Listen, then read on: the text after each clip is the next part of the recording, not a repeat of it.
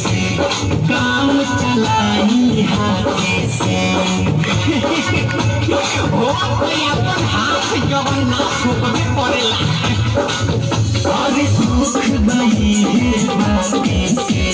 काम चलाई हाथे से बिनो करा हम जी अब कैसे सोचा पानी राते से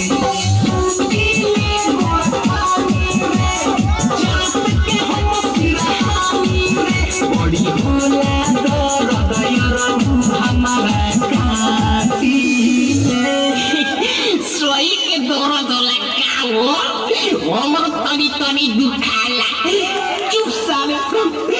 तीनों जना गाड़ी लेते ही आगे पार्टी में बर्दाश्त ना होला जबरदस्ती में जना गाड़ी लेते ही आगे पार्टी में बर्दाश्त ना होला जबरदस्ती में जब से वो छोड़ के भागल रे भाई यार हम पागल रे अब मारा पानी मुकाय अपन दादा